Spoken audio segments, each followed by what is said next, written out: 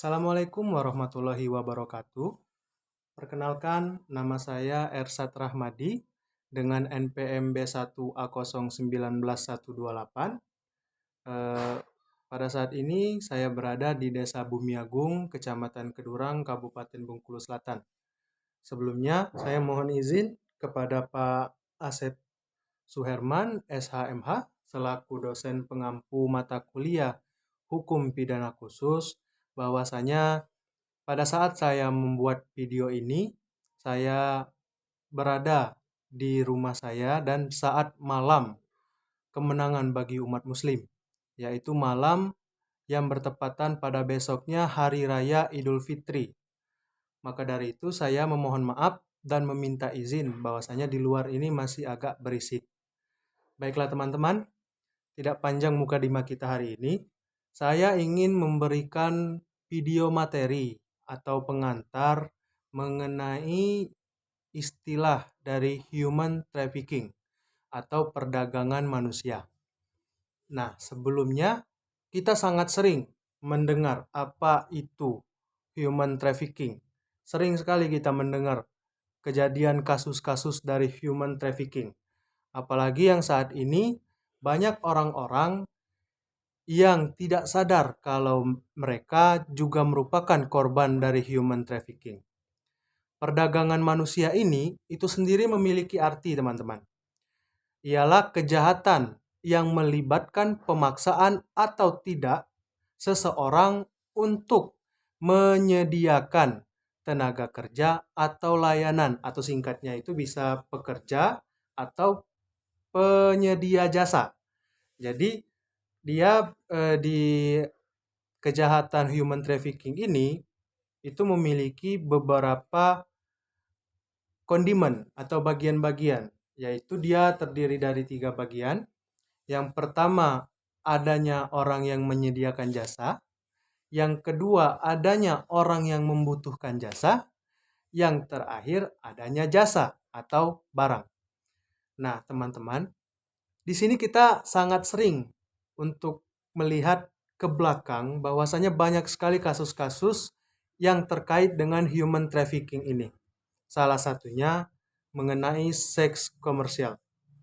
Pada dasarnya, human trafficking ini sudah diatur dalam Undang-Undang Nomor 2021 tahun 2007, yang dimana terkhususkan lagi ada di KUHP, teman-teman, yaitu di pasal 297 KUHP yang menentukan mengenai larangan perdagangan wanita atau laki-laki yang belum dewasa dan atau mengkualifikasikan tindakan tersebut sebagai kejahatan. Tidak hanya itu, teman-teman, ternyata human trafficking ini juga sudah banyak menuai kecaman di berbagai negara. Karena apa? Karena kejahatan human trafficking ini sudah termasuk ke dalam kejahatan yang melanggar hak asasi manusia. Di mana di satu sisi, orang yang melakukan kejahatan human trafficking ini akan membatasi hak-hak daripada orang-orang yang terkena atau terdampak dari human trafficking ini atau yang sering kita sebut sebagai korban. Nah, teman-teman sekalian, pada dasarnya korban dari human trafficking ini mereka sering tidak menyadari kalau mereka adalah korban. Misalnya, banyak orang-orang yang sengaja untuk menjadikan dirinya sebagai bahan atau jasa, yaitu dengan cara dia datang sendiri ke penyedia jasa, lalu dia meminta tarif, teman-teman ya. Di sini meminta tarif. Akhirnya si penyedia jasa tersebut mengiyakan dan si korban pun menyetujui. Ini kita membahas mengenai salah satu contoh dari human trafficking, yaitu seks komersial.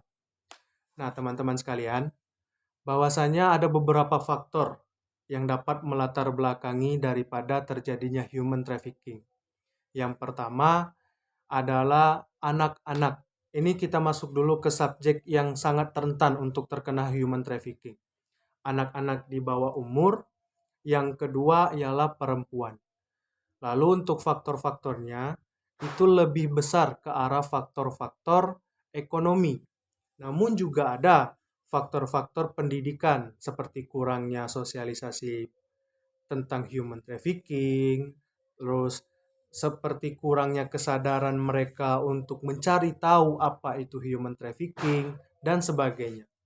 Nah, jadi perlu kita waspadai teman-teman, apakah kita sendiri adalah pelaku human trafficking atau bukan? Atau kita sendiri adalah korban human trafficking atau bukan? Karena ini sangat sulit membedakan. Human trafficking itu korbannya bisa secara pemaksaan atau tidak. Secara tidak pemaksaan pun bisa. Karena dia ada beberapa macam untuk tindakannya. Nah, yang dimana kalau kita bahas tentang tindakan-tindakannya itu tertuang di dalam pasal 1 angka 1 Undang-Undang Nomor 21 Tahun 2007 tentang pemberantasan tindak pidana perdagangan orang. Nah, perdagangan orang ini itu dibagi tindakannya. Yang pertama, ada perekrutan. Perekrutan ialah mengajak orang-orang, entah itu yang dia kenal atau tidak dikenal, mengajak untuk berkumpul di satu titik. Nah, inilah yang disebut dengan perekrutan. Yang kedua adalah pengangkutan. Jadi, pengangkutan ini setelah direkrut orang-orang tadi, entah itu dia kenal atau tidak, itu diangkut. Diangkut untuk dipindahkan ke suatu tempat. Nah, mengangkut ini itu menggunakan alat transportasi. Bisa itu mobil ataupun motor secara bergantian. Lalu ada yang namanya penampungan. Nah, penampungan ini adalah tempat dia, lebih ke arah tempat untuk menampung orang-orang yang sudah ada atau sudah berkumpul. Dia akan ditampung di suatu titik tertentu secara sementara, teman-teman. Jadi dia ada penekanan kata sementara untuk tindakan penampungan ini. Lalu ada pengiriman.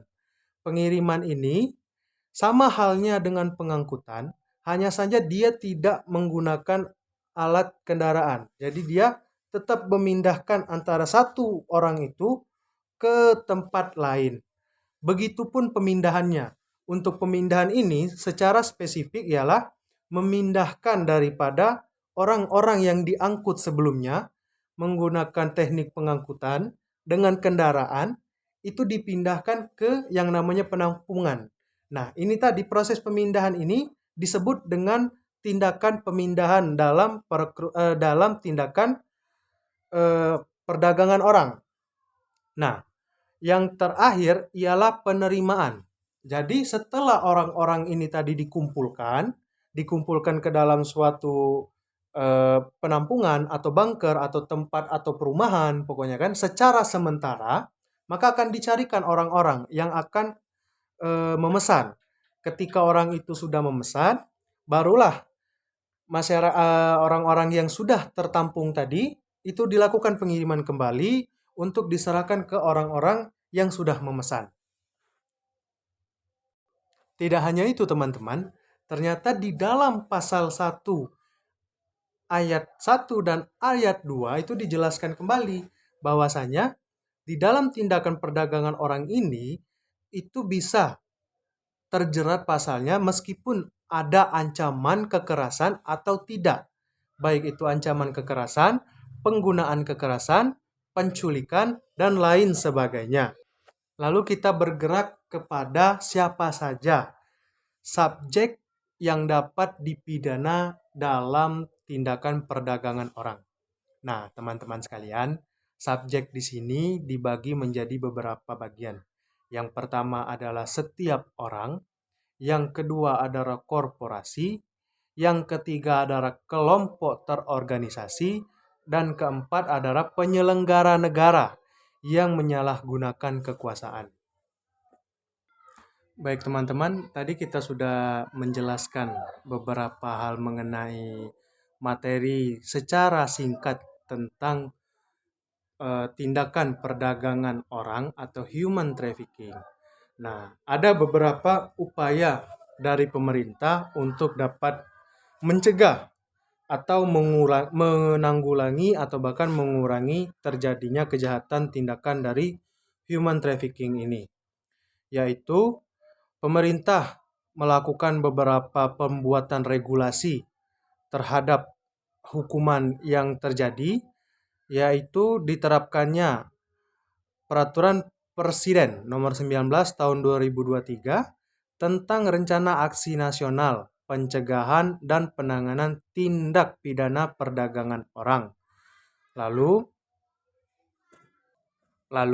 dengan diterbitkan juga Undang-Undang Nomor 21 Tahun 2007, lalu diatur kembali di dalam KUHP, dan yang terakhir adalah sosialisasi mengenai bahaya dari kejahatan human trafficking ini.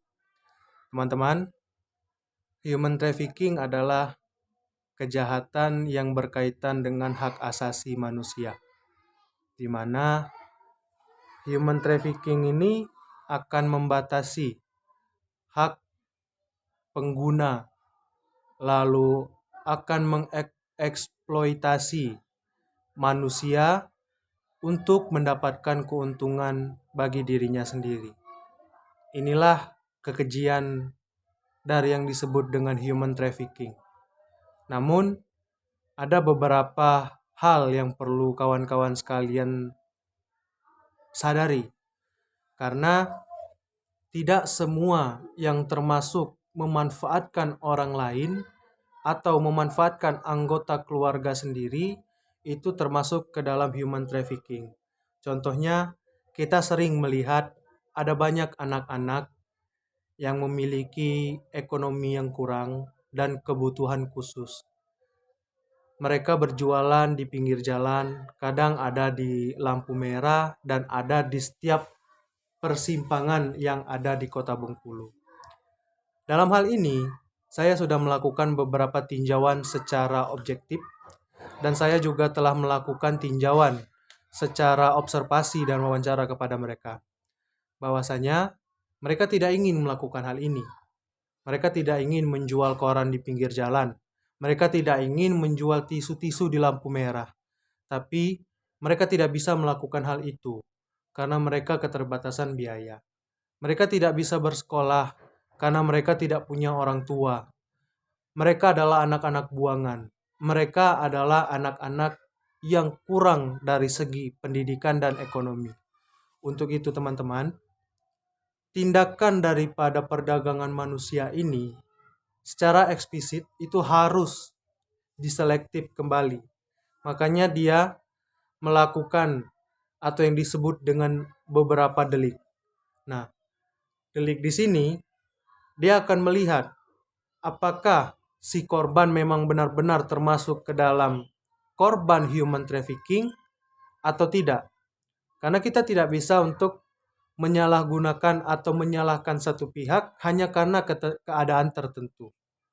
Untuk itulah teman-teman, itu adalah materi singkat yang saya sampaikan pada malam hari ini. Mohon maaf bahwasanya penyampaian saya kurang maksimal teman-teman.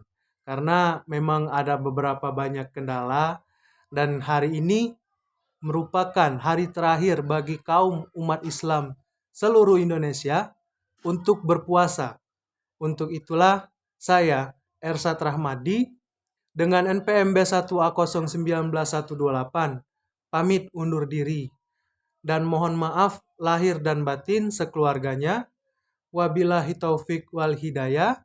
Wassalamualaikum warahmatullahi wabarakatuh. Semoga kita bisa bertemu di lain waktu, dan salam inspirasi.